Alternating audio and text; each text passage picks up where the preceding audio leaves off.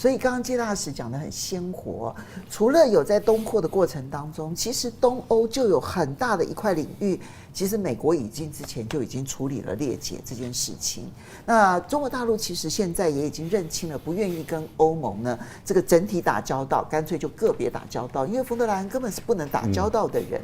可是另外一方面呢，德国、法国他们是有直接利益冲突，德国的工业产品需要市场。可是呢，对于法国来讲，它要保护的是它的法国市场不能够被其他国家的农产品来占领，所以他们现在有一个根本利益冲突。德国、法国有根本利益冲突，然后再加上东欧这些国家因为俄乌战争的关系，跟西欧国家更加离心离德。哇，2025年会不会是欧盟的大裂解年啊？但我觉得文基刚刚讲的非常好，就是其实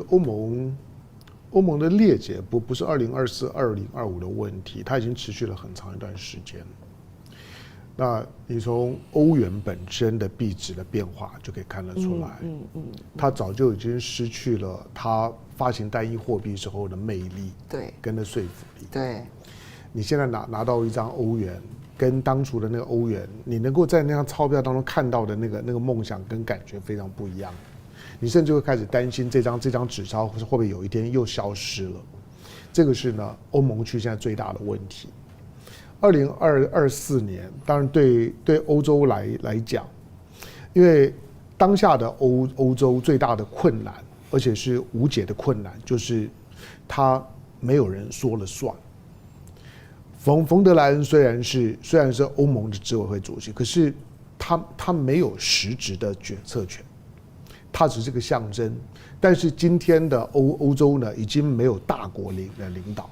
所以它没有办法形成一个团结的共同意见。欧盟已经不可能形成大的共识。现在的消资不可能。那如果说未来是基民盟的这个 MERS， 你觉得有机会吗？也不可能。我认为基民盟即使胜选也会很弱势。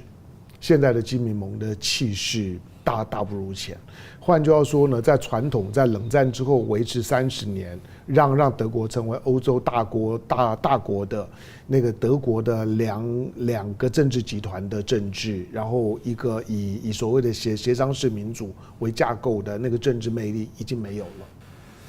那现在的欧洲，因为它没有办法形成共识，所以它几乎没有办法扮演就国际社会当中一极。当你要成为一个极的时候，你要形成单一意志，你才能够成为一个极。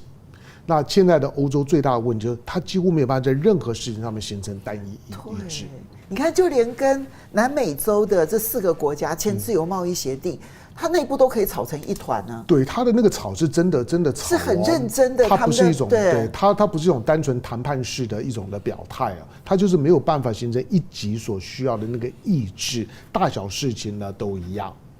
当然，现在的欧洲在2024年有2件事情是我比较关注的，一个就是说，刚跨年的时候，你发现申根区呢，现在东扩已经到了黑海，就申根区的国家呢，现在增加了罗马尼亚，增加了保加利亚，这个对于所谓的欧洲价值来讲是有象征意义的，就是从大西洋到黑海，整个的欧洲的这些申根区的边界都打通，26个国家，这个呢是欧洲价值当中很重要的部分。可是对于它无法形成单一意志这件事情，是它的硬伤，这个硬伤是无解的硬伤。因为今天的德国、法国以及脱欧的英国都不可能再回来领导欧洲，尤其有那个就是领导力站起来，像是梅克尔一样。梅克尔说话的时候，虽然他只是欧洲的大家庭里面的一员，可是梅克尔说话大家就闭嘴。除了先前他会做很多的内部的协调工作，那个工作是你看不到的压制，他的魔功很可怕。对，他一定先做很长时间的沟通，上台面的时候，基本上面呢，那个一级体系当中需要的共同意志呢，已经摆在那里，所以他敢去跟中国谈一个中国投资协定，可他一卸任就没有，他能够把中国投资协定摊在桌面上面，他已经磨得差不多了，可他要卸任了。你要2014年的时候，俄乌之间的明斯克协议也是梅克尔主导磨出来的。对，今天的欧洲呢，已经没有单一意志了，所以他想要成为一个单一国家，他一路上面呢，从冷战之后呢，欧洲就朝着一个统合主义的方向走。那个统合其实现在正在朝着反方向，那个统合的力道越来越弱了，车子上坡无力。统合是像是走山路往上坡走，越到后来说你的马力要越够。可是呢，欧盟现在这辆车呢，现在就是呢上坡无力的状态，它会往下滑的。好，那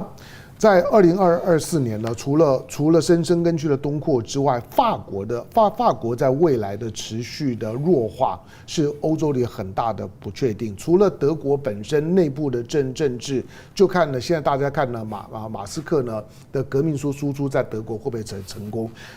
如果2月份马斯克在德国的革命输出成了，那你就可以想到呢，欧盟会更乱成一锅粥的，就是马斯克成为我们过去很习惯讲印太沙皇，你没有听过欧洲沙皇吧？马斯克就会说欧洲沙皇。他就会在欧洲会有一言九鼎的分量。你觉得他是想要改变整个西方世界的那一个左右的倾向，尤其是民族国家的那个整个的基本态度、反移民的态度呢？还是他纯粹是帮川普报仇？我不觉得他在帮川普报仇，因为他针对的几个国家，比如说德国、英国，其实那都是在选前特别挺贺锦丽的国家，是啊，而且是领导人自己出来要挺啊，因为他们本来就在理念上面是不合嘛。那我说这种的革命输出，中国从1978年之后就不搞了，中国都不搞革命输出，所以中国跟东盟的关系发展的非常好。可是你在21世纪看到美国在搞革命输出，美国在搞他的反觉醒运动的革命输出，所有曾经跟着呢美国呢这些的所谓的觉醒文化走的政权，每个呢都是他的天敌。马斯克如果真的把德国的左翼给搞垮，德国会陷入到非常深的混乱里面。尤其如果2月份的投票的结果，我说另类选择党如果表现得超乎预期的好，你可以想象欧洲会乱成什么样子。意大利是不需要期待的，美国很早就看破意大利，所以他很早就把他的第6舰队的母港已经从西班牙这边呢，已经从直布罗陀已经搬到意大利了。第6舰队的母港现在就在意大利，它跟意大利只是因为它相对弱，所以它跟中国的经贸关系呢，跟美国的安全关系一直都维持的一种摆荡。那梅洛尼呢也是一样，他到中国你看得出来他也很开心，但是他的根本的信念，梅洛尼呢，因为相对年轻漂亮一点，所以在镜头前面讨好一点。可是我没有看出他的领导力，他也没有能力呢去，不要说领导欧洲，他也没有能力去改变意大利什么。而法国的硬伤是2024年法国正在快速的退出西非，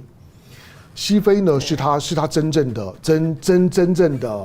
怎么说？就是他如果让他还撑个大国的样子，不是光靠着你看到的法国，而是后面的西非的这么多国家都还在用的西非法郎，在用中非法郎，这些西非法郎、中非法郎50%的储备是摆在法国，它的汇率是由法国定价的。这些国家都还是殖民地，还是法国大殖民时代里头所留下来的很重要的资产。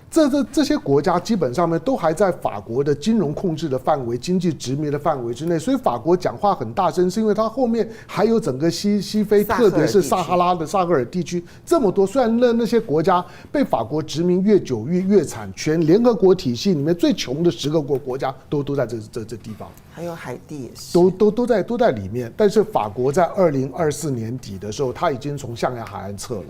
最后一支部队，他现在只剩下在加蓬共和国还有一点点的部队，他几乎已经军队呢全部撤出来，只剩下金融面。法国未来在失去了西非、失去了中非的实质的控制力量之后，法国会变得更弱势。因此呢，在欧洲，从美国的角度来讲，美国是一个两洋大国，我的思考是很直觉的。当美国呢，我们说呢，失之东偶，收之桑榆。当美国呢，在太平洋，在亚洲，它越来越难得到它的利益的时候，它一定是从欧洲收的。它作为呢，它在亚洲，它的越来越难有它的施展的空间了。这个是美国的现实。当隔着太平洋，它已经捞不到东西，它一定是从欧洲捞。现在是呢，美国对欧洲最有优势的时候。冷战结束之后，美欧之间的实力的对比从来没有这么失衡过。现在欧洲空前的弱，而川普呢空前的强势。欧洲接下去不只是1年，未来4年欧洲都很痛苦。我题外话问一个我忍不住要问唐湘荣的话，这样子就是马斯克支持德国的另类选择党爱丽丝，然后那也是你的爱丽丝，是我的爱丽丝，对。你那么讨厌马斯克，结果你们2个人共同喜欢德国另类选择党的爱丽丝，你有没有很痛苦？不会啊，我就像当我的小丽输了之后，我会开玩笑，那个是信念问题。